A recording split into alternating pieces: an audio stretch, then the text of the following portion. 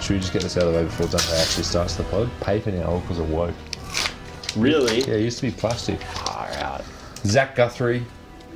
What happened to Cam Guthrie? He hasn't played in like 3 years. Really? Fog. Excuse me? A family over everything. Nah, that's Darcy Fogarty. Oh, a classic Crips that you can pop out. Pop out Crips. Hey, Callum POC. Achu.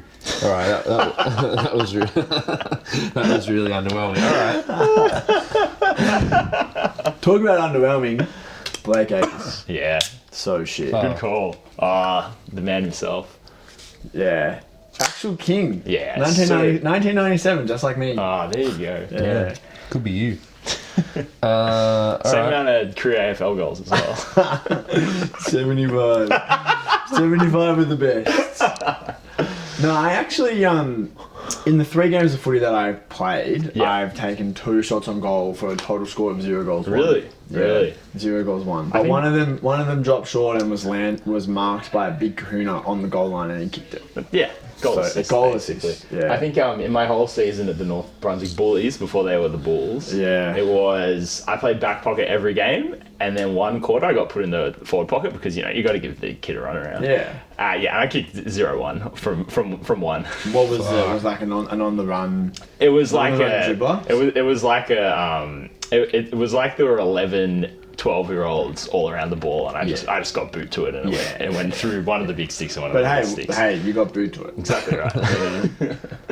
That's a disposal. Is this thing on? Or? Yeah, this thing's on. I'm so happy we started recording the football podcast. Yeah. How are we introing this?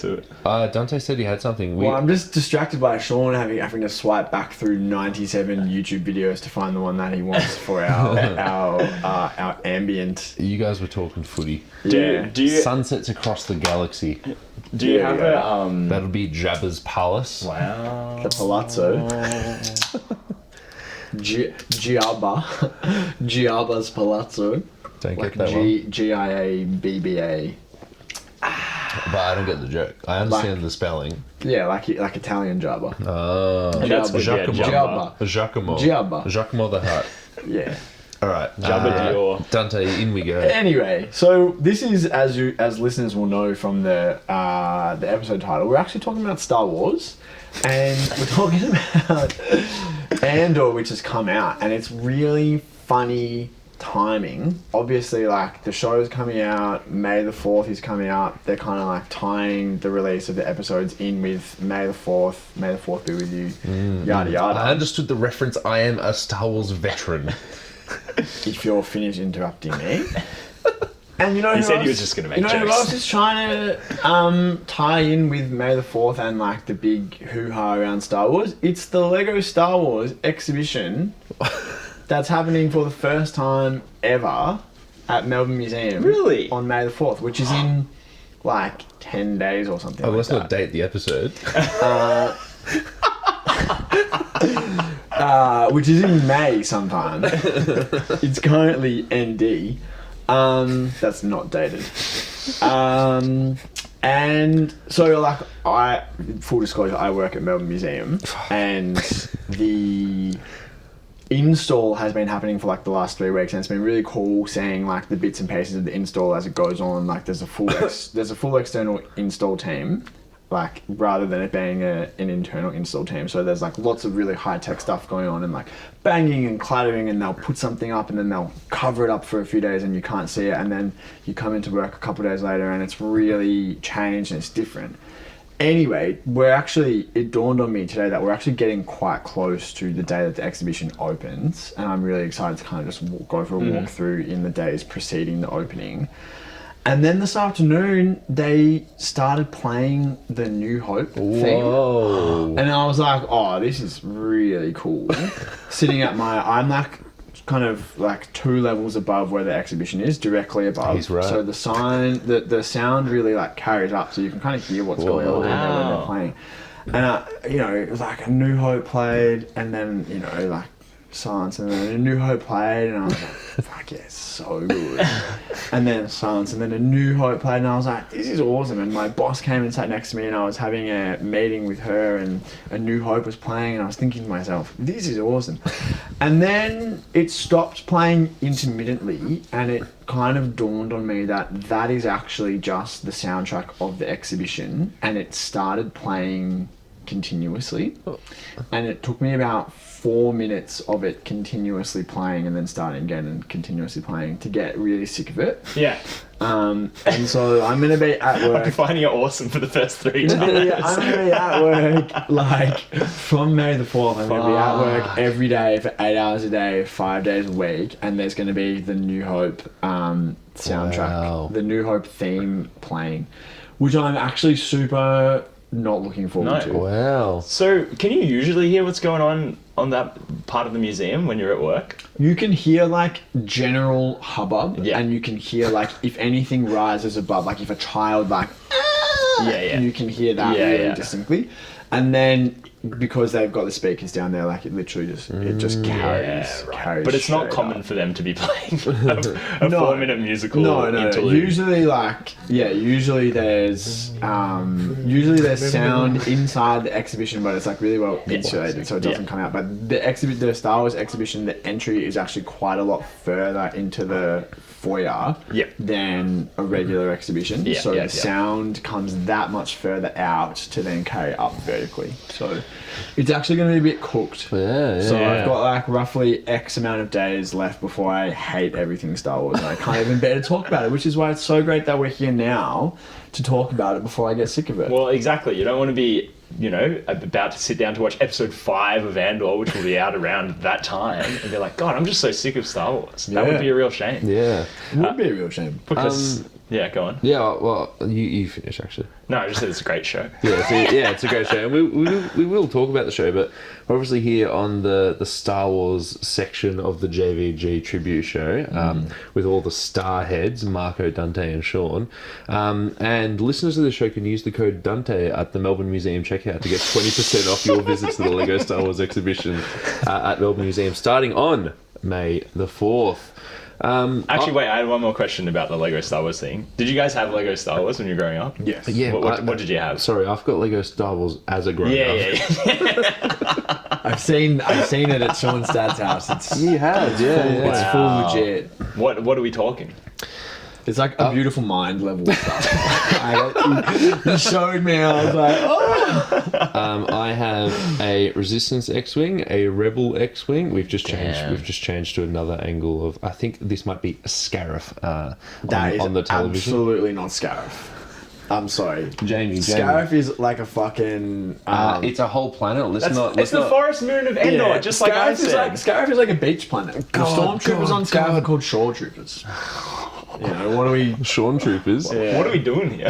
So we've got here they're called Place Beyond the Pines Troopers.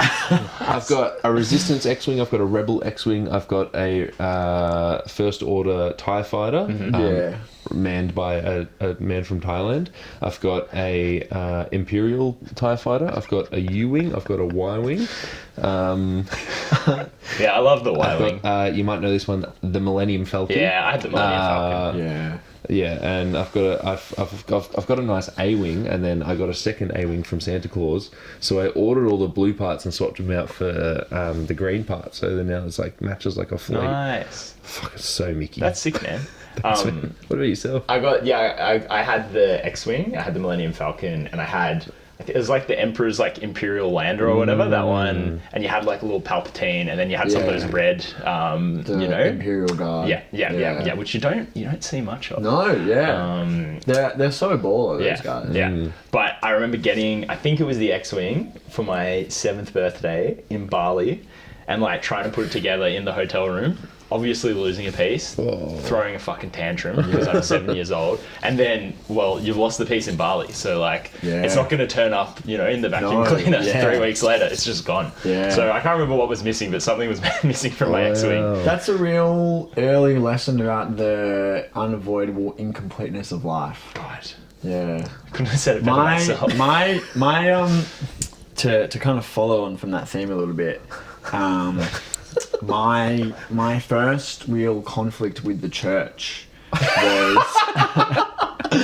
was because of Lego Star Wars. Yeah. Because there was a 3-year period, probably I want to say either 2004, 5, 6 or 5, 6, 7, when the first 3 like Lego Star Wars games were being released, and my parents got my brother and I the PlayStation 2 game every year consecutively. But on Christmas Day, our family ritual at the time was to go to church at like this. The service was at like 9 o'clock, so we'd get up really early. We'd open our presents, and there would be like, you know, by like 8:25 we'd be done. And we lived a 10-minute walk from the church, so you have to leave at 8:50. So there was like 25 minutes where me and Louis, my brother, could like, you know, load up the disc and play Lego Star Wars video game. So good, so unbelievably good. And it led to, much like you at age 7 in Bali, like led to some actual tantrums. Yeah. Like, I'm Qui-Gon Jinn and I got Obi-Wan Kenobi running around in Lego form in Mos Eisley Cantina, just like killing everyone and collecting all the credits and shit. Classic. Running in and customizing my own character, and then my mum's like, it's time to go to Roman Catholic Church. We're going to RCC now.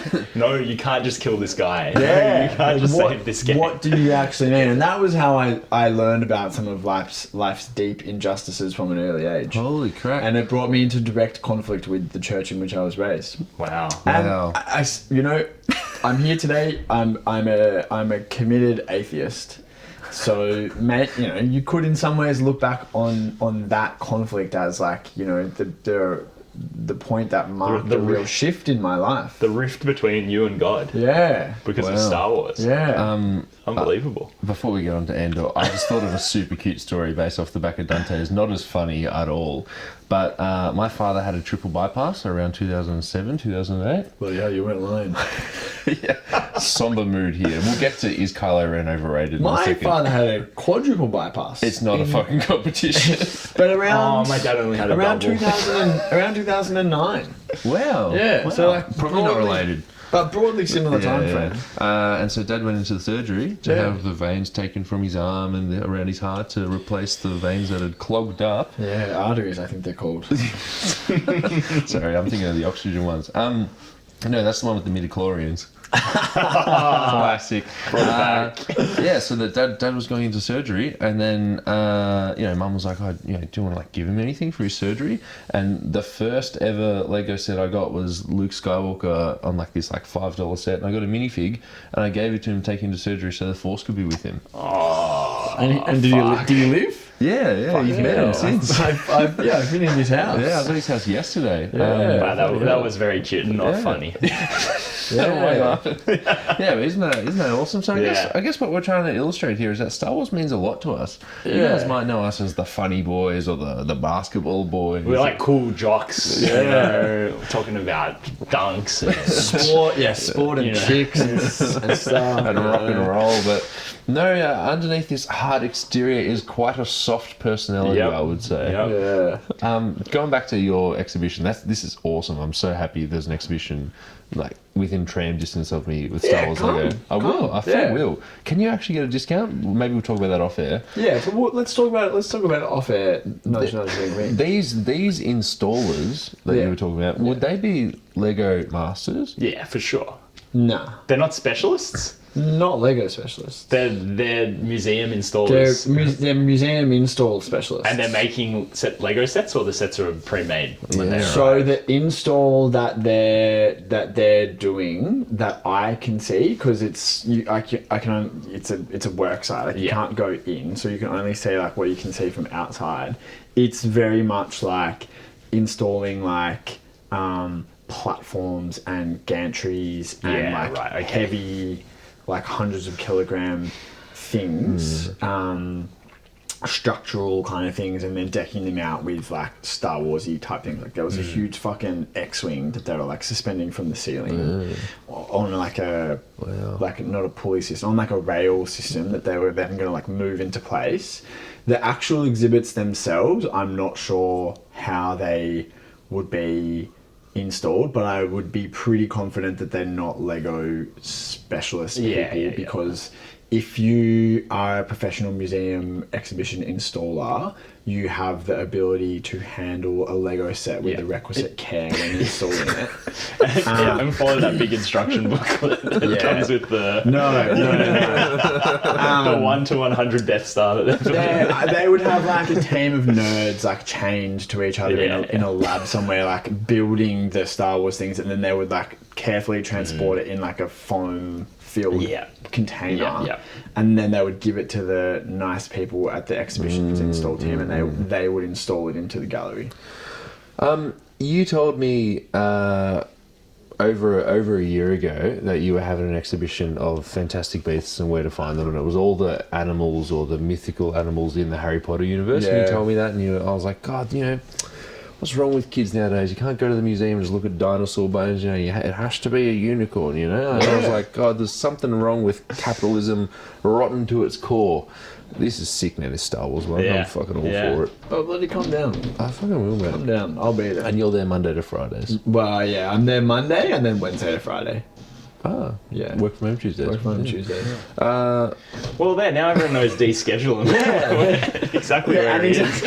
Two floors above the Star Wars exhibition. And also I live in Coburn. So.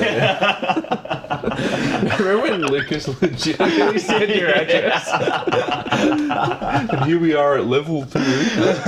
Classic. Alright. Well, let's get on to Andor, guys. Yeah, let's. So... I mean, if you've clicked on this podcast, I probably don't need to tell you what Andor is. I don't need to give you a breakdown, a run through. I was pretty, what would I say? I was a little bit reluctant initially to watch a show that was like a prequel to a prequel movie of Star Wars about a character that I just didn't even remember was in. I liked Rogue One, I really enjoyed Rogue One, but I just like Cassian Andor as a character didn't stick firmly in my mind. It was Ben Mendelsohn as Orson Krennic. It was whoever Galen Erso as well. Galen Erso. Played by Felicity Jones. Felicity Jones, who absolutely... That was Gina Erso. Galen Erso was her dad. Mads Mikkelsen. I've made 2 big boo-boos. Felicity Jones was fantastic in The Brutalist, by the by. She was. I'm waiting for the DVD. So I mean, I don't know if you guys shared this, but initially I was like, what the fuck is this show? Like, I'm not going to watch a prequel TV show to a prequel movie. But yeah, just like completely pleasantly surprised from the moment I turned it on. And then on a second rewatch, I just appreciated so much more than I did on the first one as well. I think because of that reluctance that I came to the show with, where I was like, all right, this Andor guy seems pretty cool actually. And like we'll get into the details of that in a second. But yeah, I mean, like what stands out to you from this show? What makes this show so special to you guys? Do you mind if I take the talking lights over here? Mark, I will Is just it purple? It's extremely like talk to a code. Switching a little one. Like, what if I take the talking stick? Going back. You mind if I take the talking Chewbacca stubby holder? Going back 5 minutes, you were talking about your entry into the television program.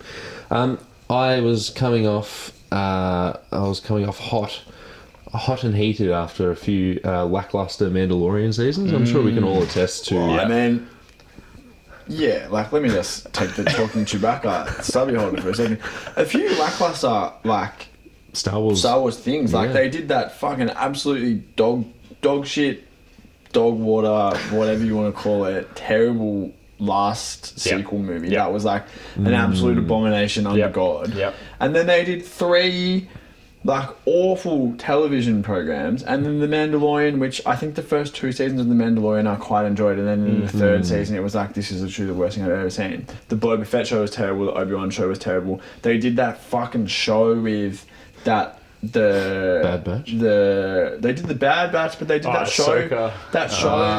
Ahsoka. They did that show with Warwick Davis. about the fucking. It was about like the Ewoks on Andor or something. Oh, right. What's that And one? I apparently did not now watch there's that. like a Jude Law Star Yeah. Wars. Hey, I don't mind him. No, but like it's got to be shit for sure. Why? Because it's all completely turned to shit. Apart from Andor, But that's though, what I mean, though. That's kind of like why it's so Right. special. Well, can I to go on this point? I just completely interrupted you. I'm really Yeah, sorry. that's Sorry. right. Sorry. well, no, Sean. Sorry, you say what you're going to say. Well, I was going to say, yeah, just as Dante so perfectly illustrated for me, it's all been pretty shit, you know. And Yeah. I refer to the final film there as a zombie flick. It's got nothing to do with science fiction whatsoever. Yeah. But yeah, it's like I had just continually.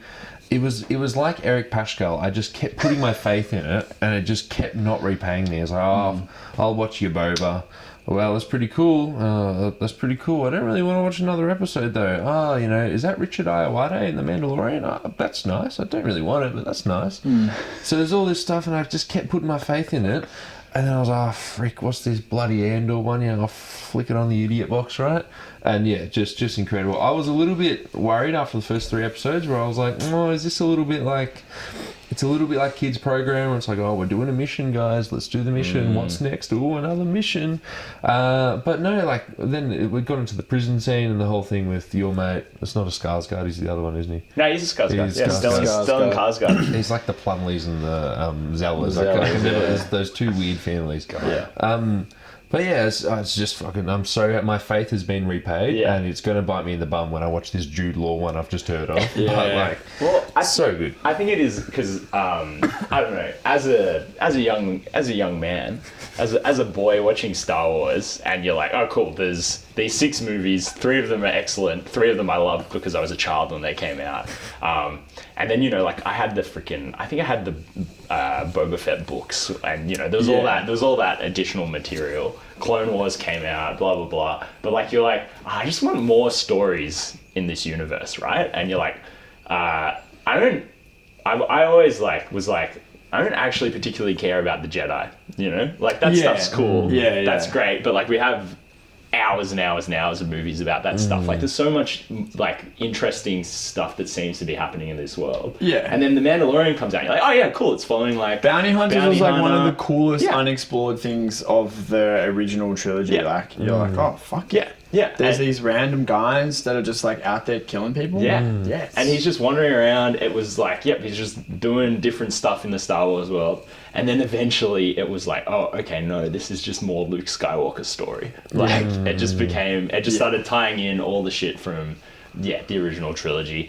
Like, did Darth Maul come back in that show or something? He came back in Rebels. In at the Rebels. end, and we're allowed to say that because it's been out for long he enough. came back in one of the live action ones as well. Yeah. It was either Boba Fett or Oh, he came back in, he was in the Solo as well. Yeah. Briefly. But anyway, and then, Andor is just legitimately like, just forget about the Force. Forget about the Jedi.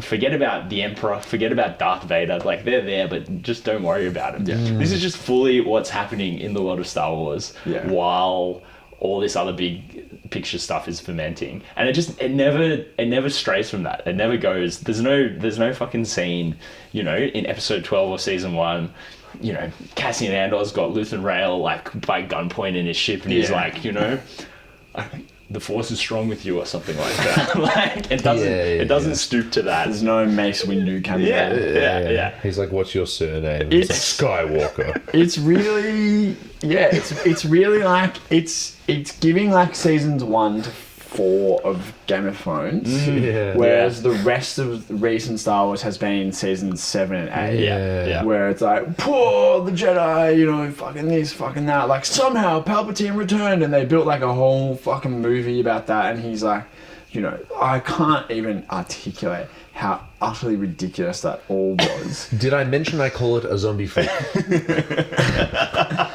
This is like it's procedural. It's really about what life under an oppressive militaristic government is like, and what resisting that takes, both in terms of the actions of individuals, and then also in terms of the toll that it takes on, entire communities, planets, And yeah, it doesn't stray. I think it really finely threads the needle between not straying too far from the kind of miniature worlds and miniature experiences that it depicts, whilst also really elegantly tying into the bigger Star Wars picture, because we know from the deleted scene at the Marvel style cut scene at the end of season 1, the pieces of machinery that they're building in the prison arc in the middle of the season, those are part of the Death Star. There's a reference in there to there being increased activity at Scarif, which we know from Rogue One is where they're building like a military base and where the plans for the Death Star are secretly held. So it ties in really seamlessly with the broader Star Wars story, like that real Star Wars heritage, like the things that exactly set you up for the opening scene of A New Hope and being like, oh, this is fucking awesome. The stuff that captures you, and that really is the seed of all the rest of the Star Wars. But it never feels like it's trying to do that. It never has that moment of like stupid cameo or like, my last name is Skywalker, or like, oh my god, like, is Rey Luke's daughter? Like, how are they? It's just telling this discrete story really expertly. I think I remember when I was watching Mandalorian, because the first season came out in COVID, and it was like, we were all doing absolutely nothing, and then there was this cool television program. It's like, wow, this is awesome. We get to watch something. I was watching heaps of behind the scenes stuff, and I was like looking at the making of, and it was like one of Disney's first things, and that green screen sphere, which what's it called? The volume. Is that what it's called?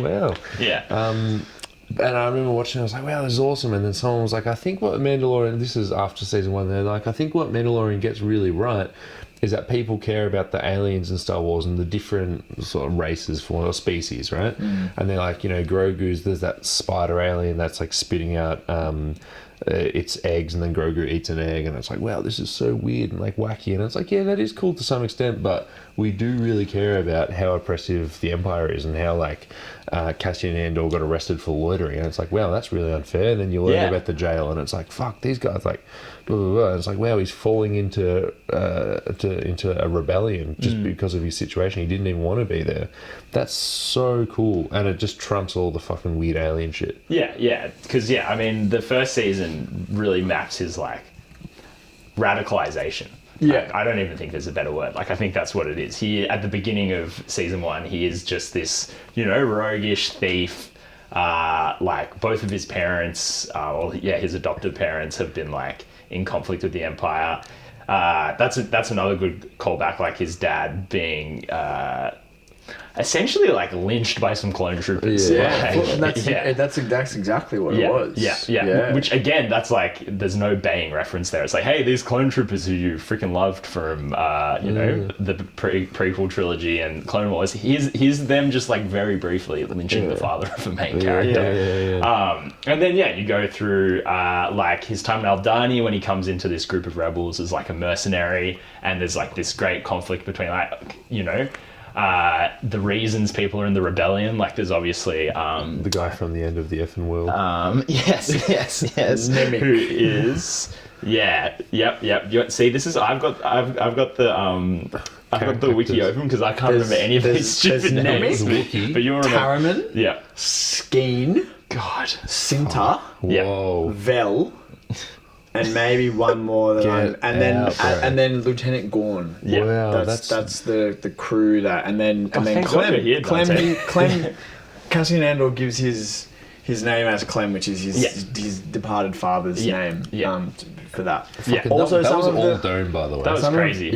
I can't even like find these names on the character. Some of the best, some of like the funniest, the funny is not quite the right word, but I would say fun that I had with the show was just pre the incredibly oppressive prison arc, when he's been arrested for loitering and he's being sentenced, and his name on Niamos, the Miami planet, that he gives is Keith Girgo, but because of his accent, he's like, they're like, name, and he's like, Keith, Gif Dirgo. But he says like Gif like 10 times, and it's almost like instead of a double E, it's a double I, and because he's got like the broad Latin accent still, it's like Gif Dirgo. And I really like had a lot of fun with it. There's a great moment in that episode as well, which like this show that's like it's extremely serious and depressing, like for large tracks of it, but like it still manages to keep some of like so much of that Star Wars like just like almost campness and hilarity, when Cyril's back on Coruscant with his mum, and he's eating like Fruit Loops with blue milk. And then there's when Cassian goes out, like just before he gets arrested, on Niamos, is that it? Yeah. The woman that he's bedding with she yells out to him while I was in the shower, "We're out of Kizos and Revnock," which is just like there's never going to be an explanation of what Kizos and Revnock are. MFW when we're out of Kizos. So bad. Should we link the group chat and say, fuck, Marco had some times with the Twi'leks in the Amos, but That was very good. all I can think of is someone once told me about their time on Mykonos, and that like every hour on the hour, like at some of the like the beach clubs in the like the clubbing district in Mykonos, there's like a guy on the speaker who'll just be like, Mykonos, and I'm just imagining like Niamos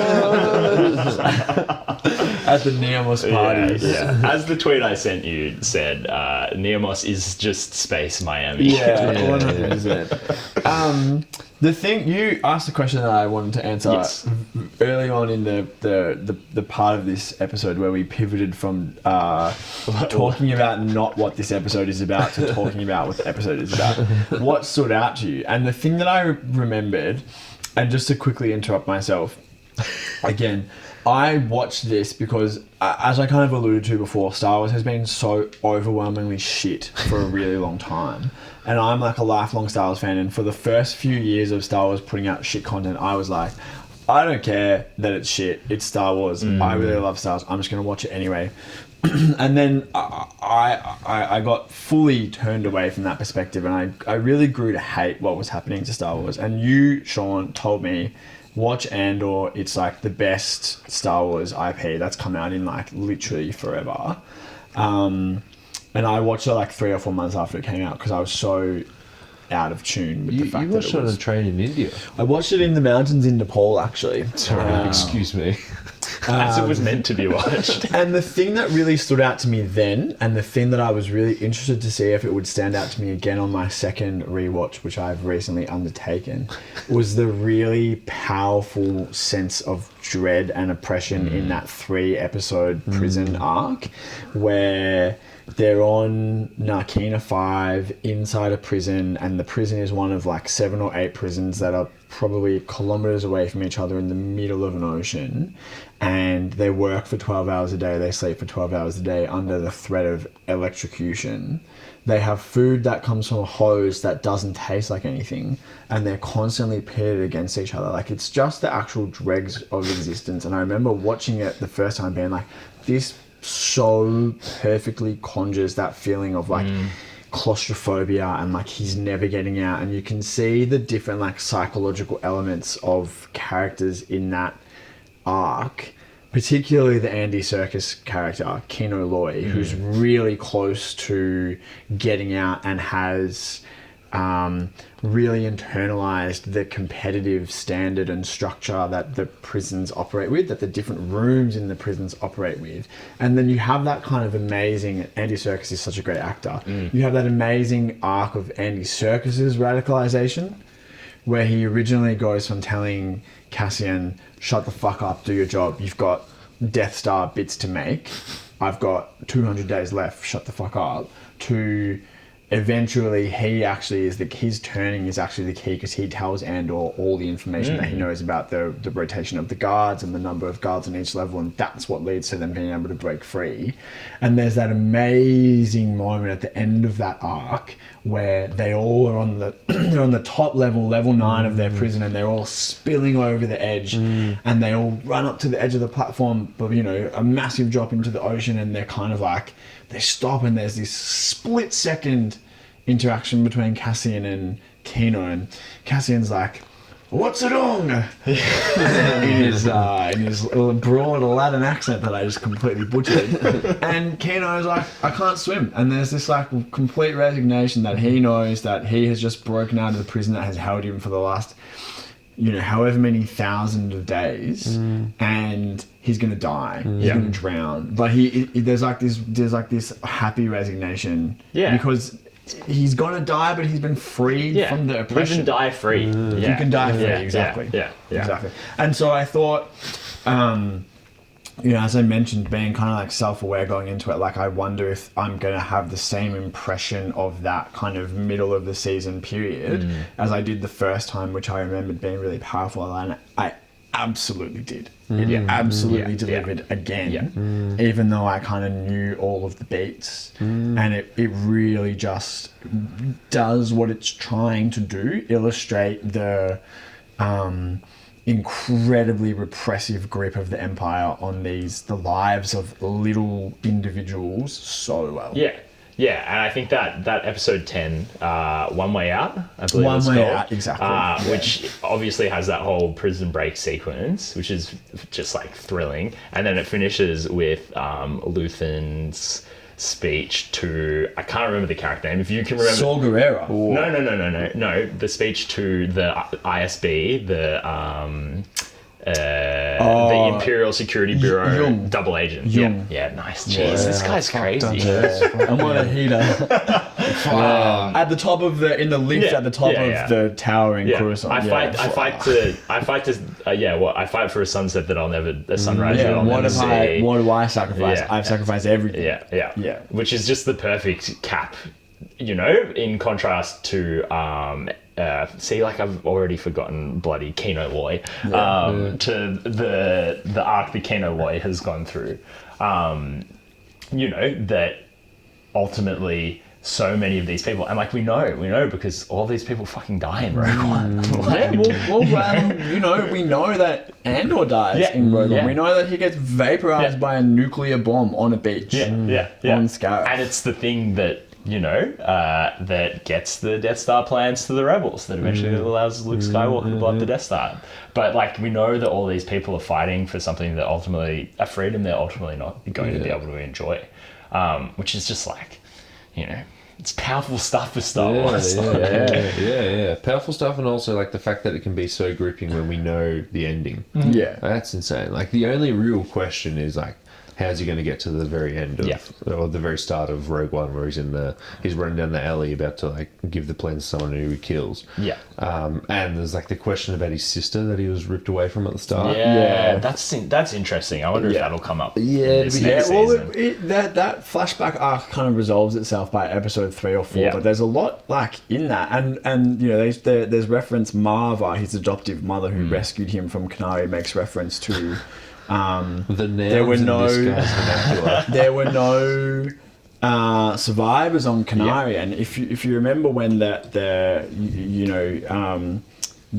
resolution of that arc is that there's like an Imperial ship that crashes, and Cassian's, his name then was Cassa when he was a boy, they go out to explore, and one of the dying... I don't even think it's an Imperial ship. I think it's a Republic ship. You think it's a Republic ship? That would be so powerful. Because it's it's pre-Order 66. Yeah, if you think about how old he is and where we are. Those people that were on the ship that crashed, they were all like visibly jaundiced. They all, it looked like they had some sort of sickness. So they make reference later in the thing that there were no survivors on Kenari. It was an Imperial mining disaster, is what they say. You see that scene where like Casa sees the vast pit mine that exists outside of the forest on Kenai, and it looks like the whole planet has been dug up for resources. But those, like, I wonder, like, was there some sort of plague? Yeah, was there a cover-up? Yeah, like those people looked sick. Yeah. And clearly there was still like a healthy, thriving community of Kenai on the planet when Cassian was a boy. Did those people have some sort of sickness that like wiped out the population of the planet, and like that's the situation? That would be a first for Snore Wars, but a sickness killing people, like, fuck, man, that and I'm saying that in a good way, like, wouldn't it be fucking awesome, like a galactic plague? Yeah, and it's like, I mean, it's also I think it's more about like the stuff that Andor very successfully reflects about the real world, like, you know, because like not obviously, but like George Lucas wrote the original trilogy as like a Vietnam War allegory, basically, and like a bit of World War II sort of imagery in there as well. And then he wrote the prequel trilogy about the first Gulf War. So you know, this guy's taken lots of stuff from real life that Disney has just been very like recalcitrant to pick up on since they've taken over. But there's so much in Andor that's just like, oh, this is just stuff that happens in the real world. Yeah. But well, I mean, I found it. So I watched it for the first time in very, very, very late 2023. I think it aired for the first time in like August, September 2023, which obviously was 2022. 2022. Yeah. 2022? Yeah, 2022. Okay. I watched it for the first time in late 2022. And you know, that was obviously like a year or so before the conflict that we're seeing, the genocide in Palestine. Watching it then, I you didn't think anything of it, and watching it again, it's absolutely impossible to get away from the not overtones, but the way that what is depicted in Andor is reflected in, as you said, Marco, like what happens in real life, what has been happening in Palestine for the last 18 months, and more broadly for the last like 50 years. And I would, you know, it was a little bit, not to make it too geopolitical, but it was kind of quite galling to see Disney representing the people who are analogous to the Palestinians as like the unabashed good guys resisting the yoke of imperial oppression. Whilst we know like that the Disney Corporation, you know, is like a major kind of like Zionist backer, and you know, apparently has no ability to see like the literal. You could not make any more of a clear comparison between the resistance and the actions of the people that are resisting the oppression of the empire, and what actually is happening in real time in the Levant. Well, on that, like, one of my favorite things about the Aldani arc is, so like in Star Wars Episode 4: A New Hope, they blow up Alderaan and kill everyone on it, and they just like they shoot the Death Star on it. It just blows the planet up, and that's a genocide. You know, that's the killing of what they probably say billions of people. I think that is what Obi-Wan says. You know, billions of voices crying out and then being silenced. On Aldani, it's this like much more like nuanced version of imperialism where they're like, you know, oh yeah, we need to build a big dam here, so we're gonna like move all these people like 10 days walk from their most important cultural heritage site, and then we're not going to tell them, but like after they've had their latest you know, what's the event with the ritual or whatever, with the eye, the eye, thank you, D, again. Once the eye happens, we're going to flood this valley, and they're not going to be able to come back here to observe it. And it's that sort of like cultural genocide that like you know, it's very easy to be like, oh yeah, cool, Empire bad because blow up planet, kill billions of people. It's like, well, no, like you see this really in like every planet in Andor, bar maybe Coruscant, where it's like there's this kind of impediment of, at the very least an impediment, at the very most a kind of complete elimination of a certain way of life of the people who live on that planet by the Empire, through like, and it's not through just like shooting people or, you know, like locking people up. It's through like all of these different mechanisms, which is like reflects what happens with imperialism in real life. That's why Bloody Ferrix is, I think, one of, I think it might be one of the best sort of like locations in Star Wars because it sits in this. It's got this sort of like Tatooine-y, Mos Eisley feel to it, where it's like this kind of.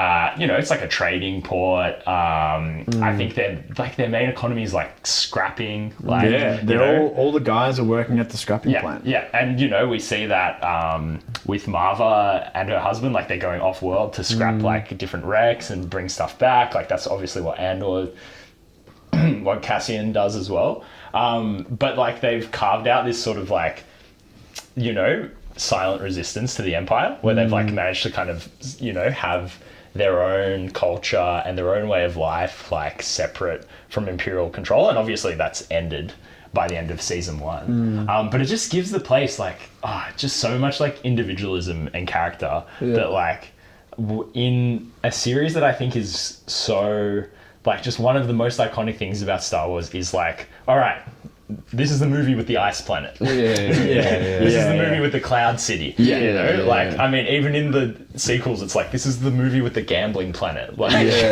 gambling planet, bro. Fucking, we've had some fucking nights. This is the movie with Tatooine 2 and Hoth 2. Well, But no, you make the Play the hits. Because Tatooine 2, Jakku, it was just a clone, and then it's like, oh, look, they don't feed Rey enough, and they're getting tighter. It's like, fuck, that sucks for her, man. Yeah, luckily she's the main character. Because it's a desert planet. Whereas like the scrappers in Ferrix, it really does echo actual plight. It echoes Mos Eisley so effectively. But they have like almost like a it seems still that like everyone is kind of they're all working and they're all engaged broadly in like things under the kind of economy that you've outlined, but the solidarity that they have as a community with each other, resisting that ringing of the ringing the bells of the medal, ringing of the bell ritual with the man on top of the tower, and then when the pre-more security company mission comes, and then later when there's like full actual Imperial takeover, the banging of the medal to alert people that danger is coming in as like a form of communication, like that is like, it's like such kind of like class solidarity and cultural solidarity, which is why it's such a you see it in the early part of the season when Tim, who is Bix, Tim, Andor's ex-partner but current friend and like business partner, Tim mistakenly thinks that Bix and Andor have like gotten back together, so he turns Andor in. But Andor is almost like cavalier in his like, he's killed someone and he comes back and he's like, no one's gonna turn me in, and that's why it's so shocking to see Tim turn him in, because he's drunk and he's jealous, because there's no one else in the community that would do that. Like all of the other people, with the exception of the character at the end, Nurchi, who Andor owes money. Who reveals himself to be capable of like defecting to the Empire. For the first 10 episodes, the only person on Ferrix who even could conceivably turn Andor in or do something that betrayed the solidarity of that community was Tim. Who immediately feels so guilty for it, and then he gets fucking killed by an by a Pre-more security officer. Like Tragic Tim. That's what we've always called him in my house. Tragic Tim. Holy shit. This is my final main point about Andor. Is just like the very, very rich tapestry of characters you get on both sides of this thing. Such a good like point. obviously on the side of the rebellion we get all these like idealistic people. We get Cassian Andor, who gets convinced of idealism. We have the character played by the guy from The Bear, which Dee will now tell me on Aldani. He betrayed him at the end. Skeen. Arvel Skeen, who's kind of like the opposite, who portrays himself to be this tells a lie about the Empire flooding his brother off his land, and that's why he hates him. And then at the end, he just turns out to be just as more mercenary and cavalier than they were sort of portraying Cassian to be. Then plotline that on my first watch I was kind of like, I don't like let's get back to the rebels. Yeah. Mon Mothma. Yeah. Oh my fucking god, I love the Mon Mothma stuff. It's Yeah, just like 100%. So good. Oh my god! I mean, I'm sure you're gonna get there, but like the on the Imperial side, Yeah. like Dedra Mira, the Yes, supervisor, yes. and the kind of like party politics going, the internal politicking going on inside the supervisors, where she's having her kind of like arguments with the other supervisors, and the major who's played by Pycelle from yes. not Pycelle, what's his name? Qyburn, the freakiest maester. He's so he good. was absolutely incredible, and I thought he brought Anton Lesser, he Major brought Partagaz. He brought an energy and a disposition that we'd never seen from any kind of high up figure in Star Wars. Like the Ben Mendelsohn, the Krennic, the Thrawn, the Tarkin, that kind of archetype has been done really well. Yeah. But this guy, he's so like thoughtful and considered, and willing to take a different approach, and still absolutely ruthless in his. You almost forget that he works for the Empire and is like complicit and probably believes quite strongly in this like system of violence and oppression. And I think that's also what I love about all of the people on the Imperial side is you have Dedra Miro, who's like just so power hungry, ruthless. Like from the get go, you're like, she's gonna just step over anyone to get like a higher position. You have Cyril Khan, who's like, he's fully like he's a full like incel like alt-right guy. Like that's what he would be if he was in 21st century. If he was on 21st century terror, that is exactly what he would be doing. Not 34 BBY. No. I was born in the wrong generation. Like he's not even like an Imperial employee. He's working for their fucking like private security contractors in this like schmuck, part of the Outer Rim, and he's so like he's so like what's the word? He's so like civic minded and like just fully, for want of a better word, simping to the Imperials. He tailored adjustments onto his uniform. And then but what's good as well is like, I think there's very little representation, which I think is a good thing, of people who are like, oh, we're just doing our jobs working for the Empire. There's no character who's like a good person or like just gets caught up in it who's working for the Empire. Like we get on Aldani, we get the guy who's sort of the head of the operation on Aldani, who's this, he very much gives like colonial like outpost leader, and he's there in his like big cape with his family and blah blah blah blah blah. Yes, we get the lieutenant who sides with the rebels, and that's the thing. That's this guy who's like invested so much into the Empire. He's like, no, now I see that I'm going to be on the wrong side of history. We don't get like so and so private for the Imperial, for the ISB, who's just doing his job. It's like everyone's either like, no, I'm a Nazi, or I'm like. But I think the really like artful way that like the nuance in what you're saying is like that. Although they're not like all like out and out evil. Yes. The people at the Imperial staff, the Imperial team, what are we calling them? Soldiers. I don't know. Aldani. Company, there's that communications guy who's kind of like a major minor character in that Aldani arc. The Imperial communications guy who kind of like discovers that something's wrong and kind of like raises the alarm, whatever.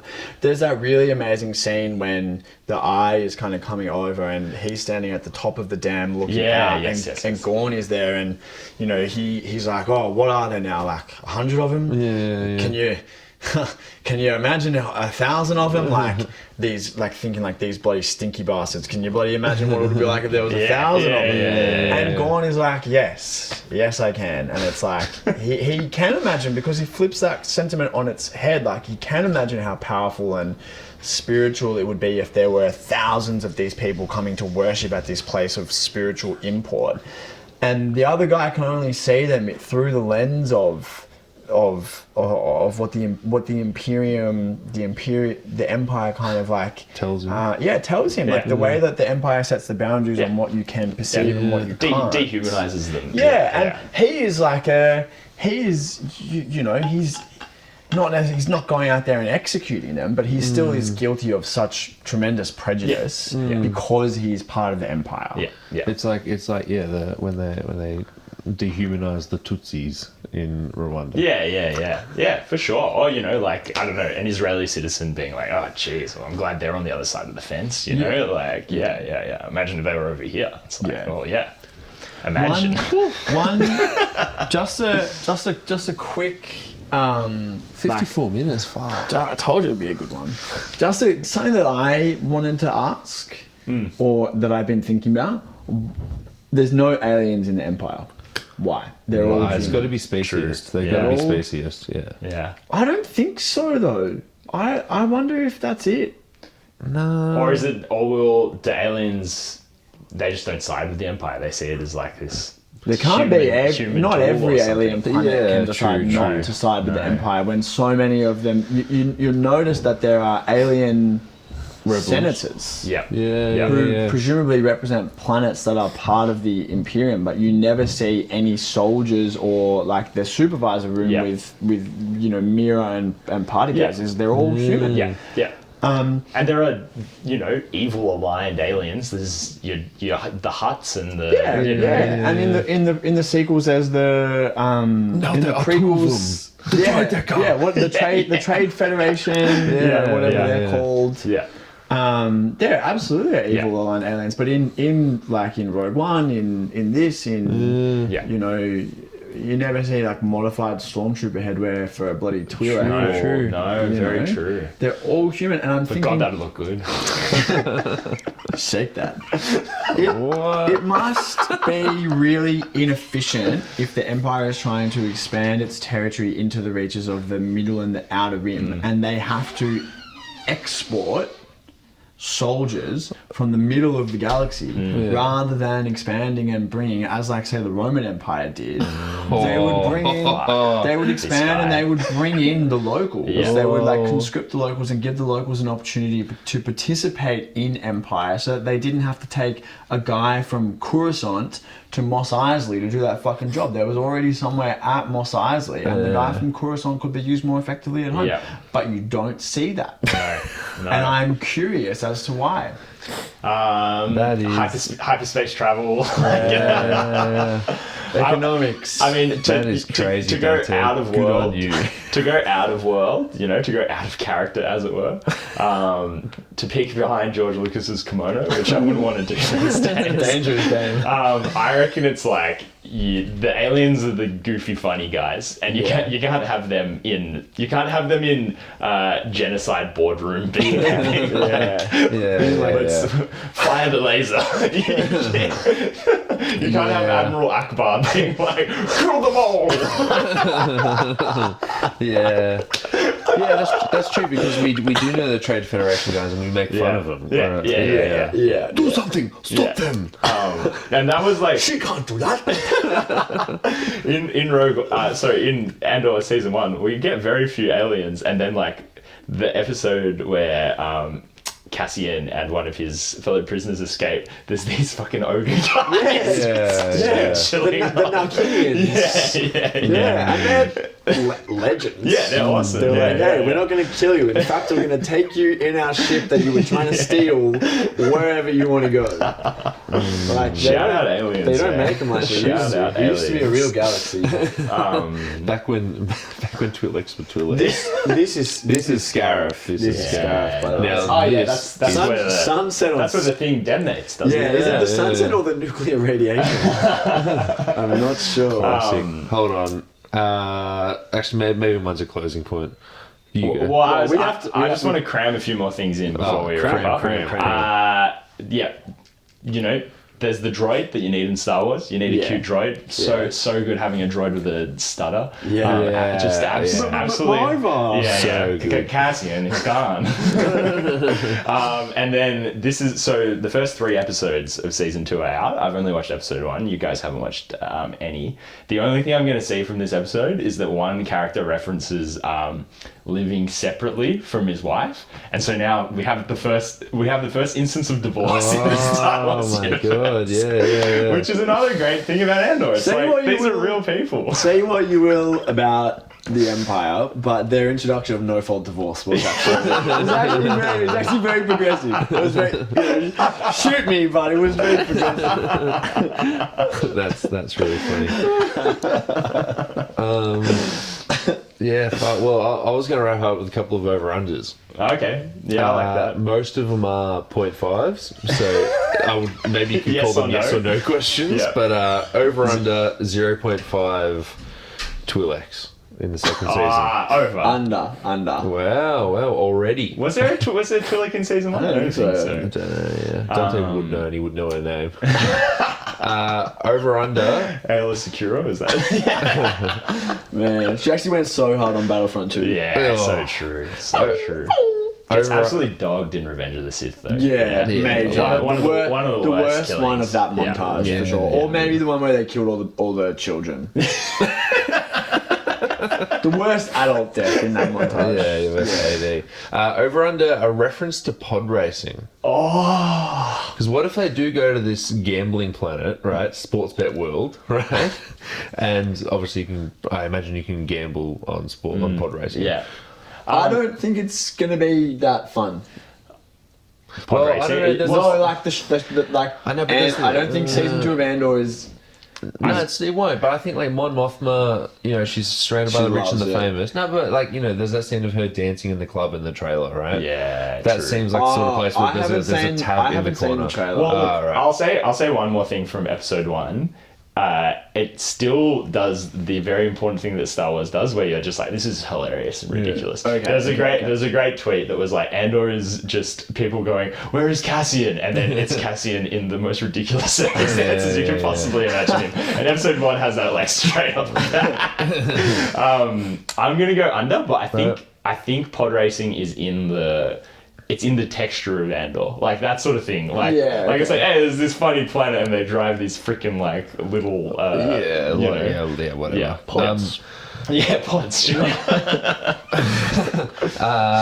Final over under, and I think we all know the answer. But over under 0.5 lightsabers. Oh, under.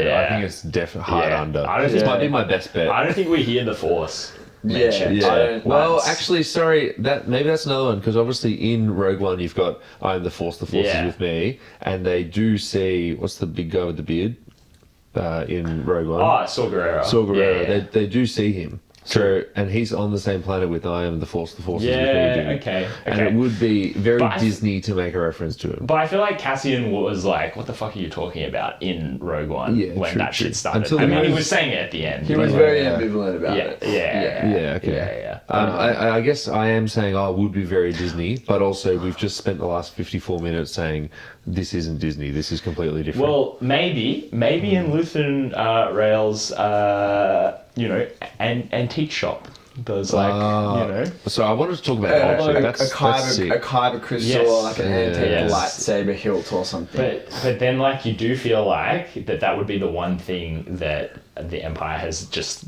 gone to every means to just be like, let's just get rid of all evidence of the Jedi. I mean, he gave Cassian a sky kyber crystal when he signed up for the Aldani mission as collateral. So he does have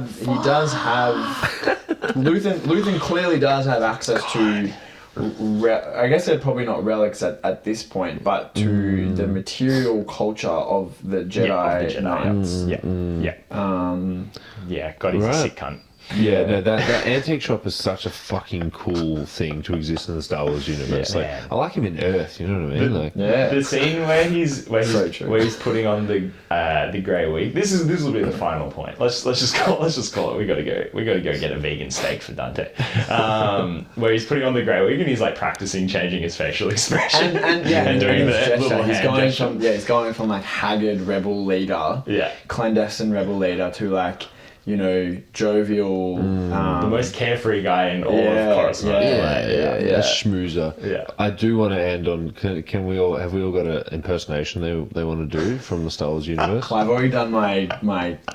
I was gonna do an Andor one as well. You finish on Andor because it's the Andor preview. I'm gonna again. I think I did this 50 episodes ago, but Dex from Dexter's Diner in Attack of the Clones. nice. Obi-Wan. Well, if we can broaden it out, I'll broaden it out with you to the same scene when Obi-Wan walks in and there's that robot that comes past. You want a cup of Java juice? All right, Marco. Big act to follow.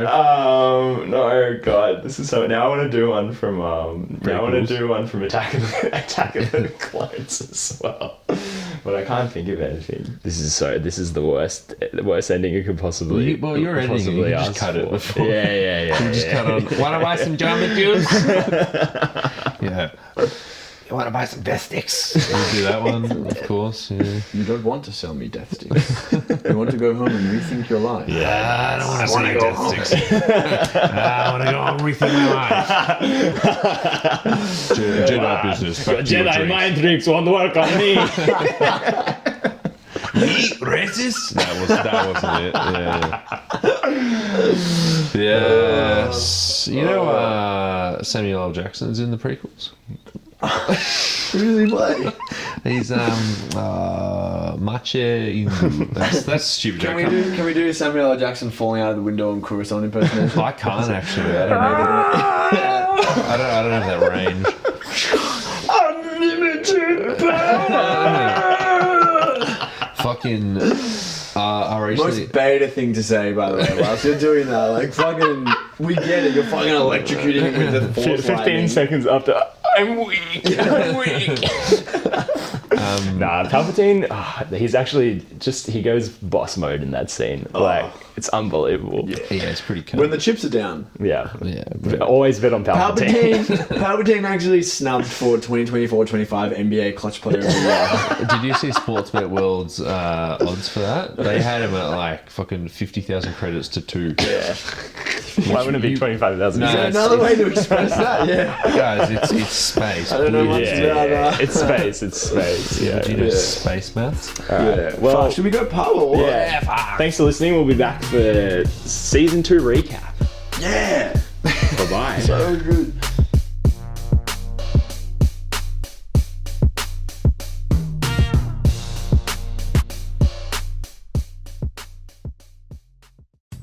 The NBA moves so quickly these days, it's hard to keep up. Shams and Woj are breaking stories left and right, but the Quick Time Out is right there with them to keep you informed on the latest NBA news. Stop in and let us break it down as it happens. Find the Quick Time Out on the Deep 2 Podcast Network. You want to talk WNBA? Maybe some WNBL? Australian Opals chat? Heck, even dabble in some EuroLeague? Find the W Basketball Show on the Deep 2 Podcast Network.